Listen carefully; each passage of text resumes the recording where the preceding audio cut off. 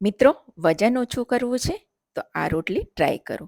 Protein અને ફાઈબરથી ભરપૂર પાલક પનીર રોટલી બાળકો પણ ના નહીં કહે એટલી સ્વાદિષ્ટ લાગે છે.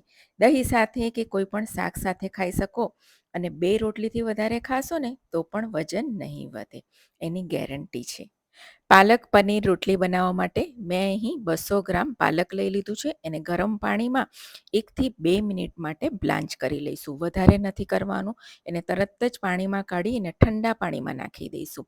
એક મિક્સર બાઉલ લઈશું, એમાં આપણે પાલક નાખીશું, સાથે 2 મરચાં, એક આદુનો ટુકડો, 50 ગ્રામ પનીર લીધું છે અને થોડા ધાણા નાખીશું અને થોડું પાણી નાખીને આપણે એક સરસ પેસ્ટ કરી લેવાની છે. પેસ્ટ કરતી વખતે ધ્યાન રાખવાની છે બહુ દરદરી ના રહે.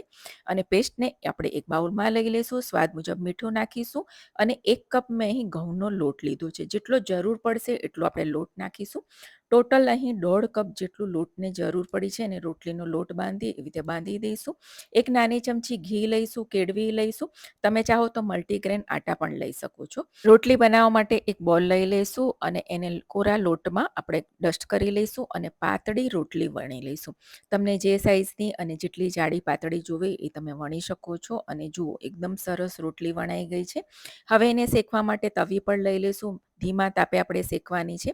એક બાજુ શેકાઈ જાય એટલે પલટાવી લઈશું અને બીજીની સાઈડ બરાબર એને શેકાવા દઈશું અને ગેસ પર આપણે ફૂલાવી લઈશું. તમે જોઈ શકો છો એકદમ સરસ ફૂલકા બને છે. તમે ચાહો તો એને તવી પર પણ ફૂલાવી શકો છો. જુઓ, મેં બીજી રોટલીને પણ આ રીતે સરસ ફૂલાવી લીધી છે અને હવે એના પર થોડું ઘી લગાવીશું.